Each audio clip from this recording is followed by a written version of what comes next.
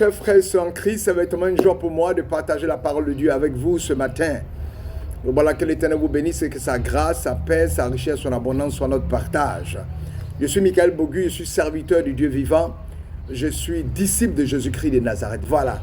Ce matin, nous allons lire une parole, Ésaïe 45, 1, 13, pour montrer que c'est Dieu qui façonne l'être humain et que nous devons nous laisser façonner par lui dans le nom puissant de Jésus. Voilà. Notre Père et notre Dieu, nous bénissons ton nom, nous t'élèvons, nous proclamons ton règne. Ce matin, prends le contrôle de cette prêche. Manifeste-toi et bénis-nous au nom de Jésus. Alléluia. Amen. Voilà. Nous allons lire Ésaïe 45, 1, 13 qui dit: voici ce que dit le Seigneur à l'homme qui a reçu son onction. À Cyrus que j'ai choisi par la main droite pour terrasser devant lui des nations, pour détacher la ceinture des rois, pour ouvrir devant lui les deux battants, que les portes des villes ne soient plus fermées. Je marcherai moi-même devant toi, j'aplanirai les pentes, je briserai les battants de bronze, je casserai les verrous de fer. Je te donnerai des trésors enfouis, des richesses cachées, afin que tu saches que c'est moi le Seigneur. C'est Yahvé qui t'appelle par ton nom et que je suis le Dieu d'Israël. À cause de Jacob, mon serviteur d'Israël, celui que j'ai choisi, je t'ai appelé par ton nom, je t'ai parlé d'un titre sans que tu ne me connaisses. Je suis le Seigneur, c'est-à-dire Yahweh. Il n'y en a pas d'autre à part moi, il n'y a pas de Dieu. Je t'ai préparé au combat sans que tu me connaisses, afin que l'on sache du soleil levant au couchant qu'en dehors de moi, il n'y a que néant. Je suis le Seigneur, il n'y en a pas d'autre.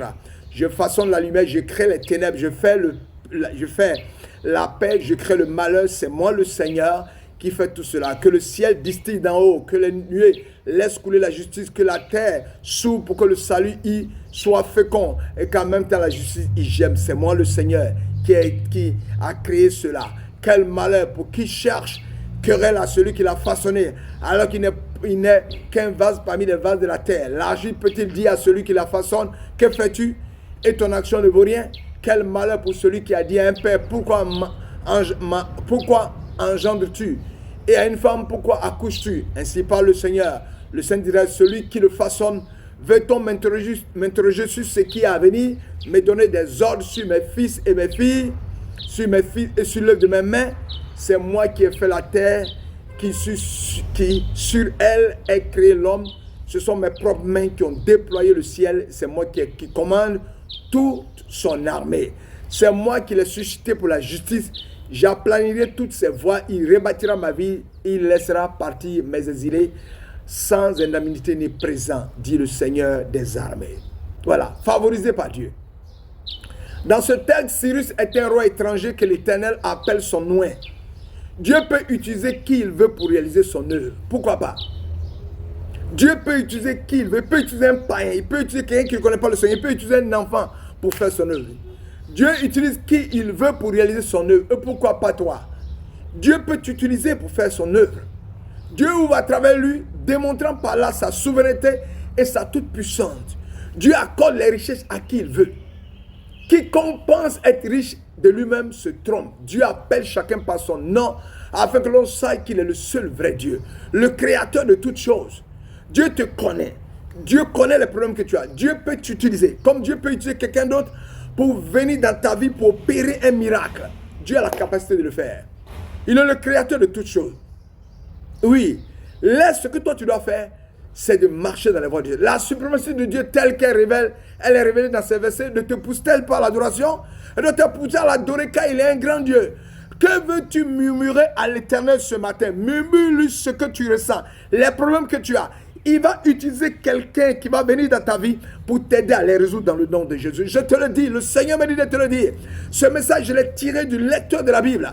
Je voudrais te dire que le Seigneur voudrait que je te transmette ce message. L'Éternel va passer par quelqu'un pour toucher ton cœur, pour t'amener à la conversion, mais aussi pour manifester ta puissance. C'est-à-dire l'Éternel va utiliser quelqu'un pour t'amener à la conversion. Toi qui me regardes. L'Éternel, toi d'autre, toi un autre. L'Éternel va utiliser quelqu'un pour venir t'aider à résoudre un problème d'une gravité extrême. L'Éternel va mettre des gens sur ta voie. Dieu peut utiliser n'importe qui, même les païens, pour venir résoudre un problème. Dieu est capable de le faire. Oui, laisse Dieu te façonner, mon frère. Dieu veut nous utiliser dans son œuvre, dans son évangélisation, dans cette mission, comme un vase, selon 2 Timothée 2,20. C'est pourquoi il nous accorde le privilège d'être ses intimes, ses collaborateurs. Seulement, il est facile de se plaindre. Il est très facile de se plaindre. On passe le temps à nous plaindre.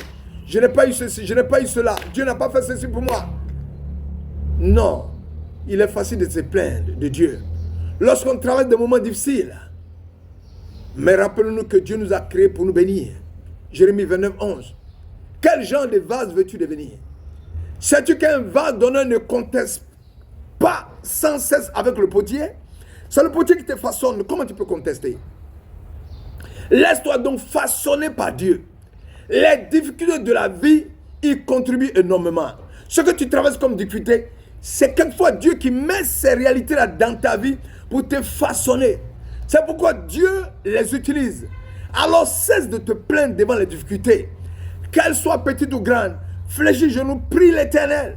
Demande-lui de se manifester. Il va te révéler si ces difficultés que tu travailles viennent de lui ou ces difficultés viennent de l'ennemi.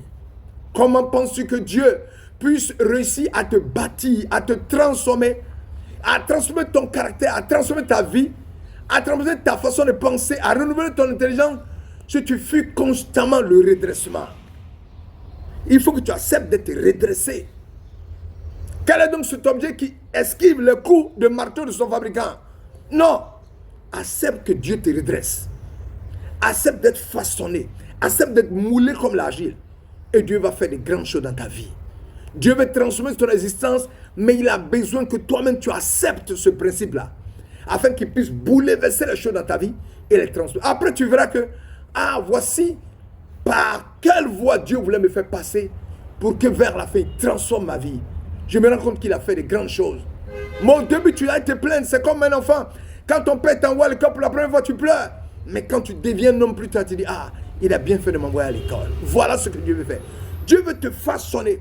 Dieu veut tuer quelquefois un étranger, quelqu'un que tu ne connais même pas, pour venir opérer des changements dans ta vie. Ne t'inquiète pas, confie-toi à l'Éternel et laisse-toi façonner. Et Dieu va le faire pour transformer ta vie et t'amener à la connaissance du plan rédempteur, du plan de puissance qu'il a prévu pour toi. Mets-toi à la disposition de Dieu, il va t'utiliser puissamment, il va t'onctionner et il sera sur toi, il sera en toi, il sera avec toi. Sur toi, l'Esprit de l'Éternel va te couvrir. Il va diriger, contrôler tout. En toi, l'onction sera en toi pour que tu puisses avancer. Il sera avec toi, c'est-à-dire il va continuellement t'accompagner, il ne te laissera jamais. Voilà ce que Dieu veut pour toi ce matin. Fais-lui confiance, abandonne-toi dans ses mains, il va périr et transformer, bouleverser sa vie au nom de Jésus. Que l'Éternel te bénisse, que sa grâce soit avec toi et que Dieu vous bénisse en vos grandes grâces et qualités et qu'il vous accompagne à votre aller, à votre retour dans le nom puissant de Jésus. Soyez bénis. Que la grâce de l'Éternel soit avec vous. Alléluia. Mon Père, je viens de prier pour un frère et une soeur qui attend une aide. Père, tu me dis qu'un étranger, quelqu'un qui ne connaît pas, va opérer, va venir par ta puissante main l'aider à résoudre ce problème. Et qu'il a besoin de se disposer. Et un autre, il a besoin de se disposer pour que toi, Dieu, tu puisses l'utiliser puissamment. Fais-le pour la gloire de ton Saint-Nom. Et bénis ses frères et sœurs. Au nom de Jésus. Alléluia. Que l'Éternel vous bénisse. À très bientôt, à demain dans le nom de Jésus. Alléluia. Amen.